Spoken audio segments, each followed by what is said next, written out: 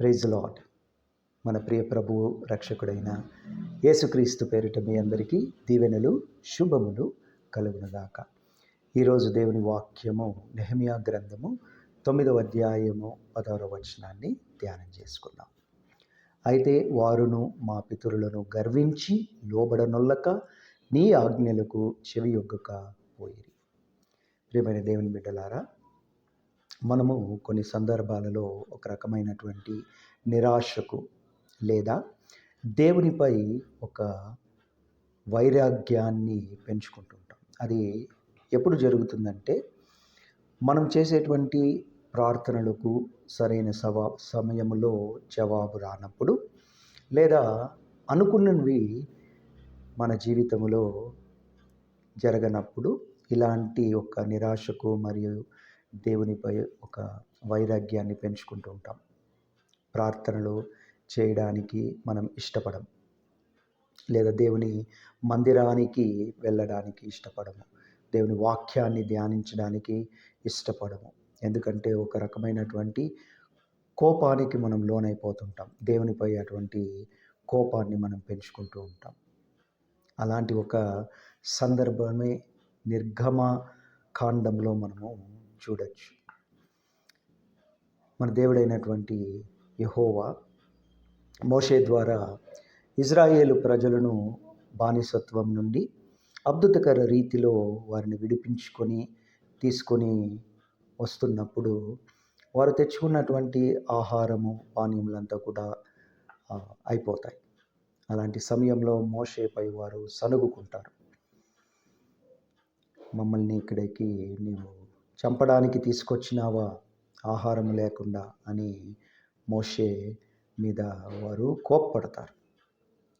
అంతకుముందు మనం చూసినట్లయితే దేవుడు వారిని ఎన్నో అద్భుతాలను చేసి వారిని విడిపించుకొని తీసుకొస్తే ఆ సమయంలో వారు చేయాల్సిందంతా దేవుని వైపు చూడాలి, కానీ వారు ఆ సమయమందు సనుగుకుంటారు.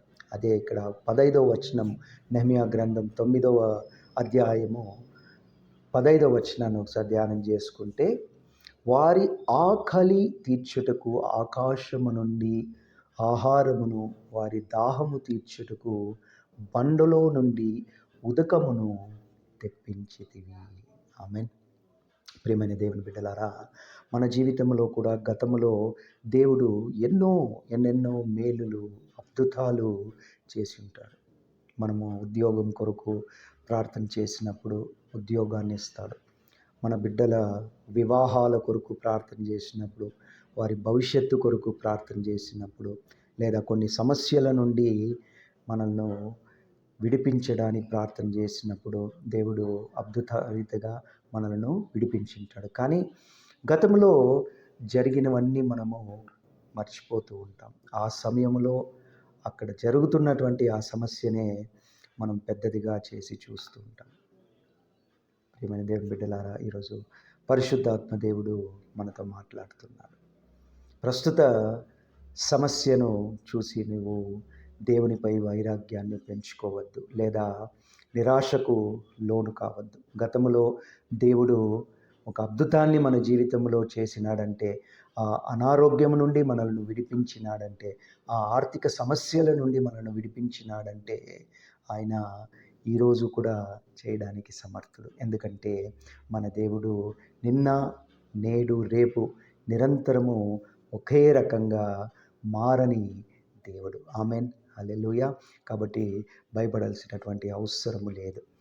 ఇజ్రాయేలు ప్రజల వలె సనుగుకోవలసినటువంటి అవసరము లేదు. అంతకుముందు దేవుడు వారిని యొక్క సముద్రము గుండా తీసుకొని వచ్చినప్పుడు వారు దేవుని కీర్తనలు పాడినారు సంతోషంతో. కానీ ఇప్పుడు సనుగుకుంటున్నారు. అలాంటి ఒక యాటిట్యూడ్ మనలో ఉండకూడదు. ఆ ధోరణిని మనం తీసేయాలి. ఎల్లప్పుడూ కూడా దేవుడు గతంలో ఒక అద్భుతాన్ని చేసినాడంటే ఇప్పుడు కూడా చేయడానికి ఆయన సమర్థుడు, శక్తి కలిగిన వాడు, కరుణామయుడు, మన ప్రార్థనలకు జవాబిచ్చేటువంటి వాడు. ప్రియమైన సహోదరుడు సహోదరిని, భయపడద్దు. ఒకవేళ నువ్వు ఏదైనా ఒక సమస్య గుండా వెళ్తున్నావేమో, ఏదో నిరాశతో దేవునిపై ఒక రకమైనటువంటి వైరాగ్యాన్ని ఏర్పరచుకున్నావేమో, ఎంత ప్రార్థన చేసినా నా ప్రార్థనలకు జవాబు రావట్లేదేమి అని ఈరోజు పరిశుద్ధాత్మ దేవుడు నీతో మాట్లాడుతున్నాడు. నీవు మరలా ఆయన వైపుకు తిరుగు, ప్రార్థన చేయి. ఆయనకు అసాధ్యకరమైనది ఏదీ లేదు. నిన్న, నేడు, రేపు నిరంతరము మన దేవుడు ఒకే రకమైనటువంటి దేవుడు. గతంలో అద్భుతాలు చేసినాడంటే ఇప్పుడు కూడా ఆయన చేయడానికి సమర్థుడు, శక్తివంతుడు. ఆమెన్. ప్రార్థన చేసుకుందాం. మహాపరిశుద్ధుడా, ప్రేమ కలిగినటువంటి మా పరలోకపు తండ్రి, నాయన ఇచ్చినటువంటి ఈ నూతన దినమును బట్టి మీ కృతజ్ఞతాస్తుతులు. ఇచ్చినటువంటి ఈ వాక్య అంశంను బట్టి మీ కృతజ్ఞతాస్తుతులు.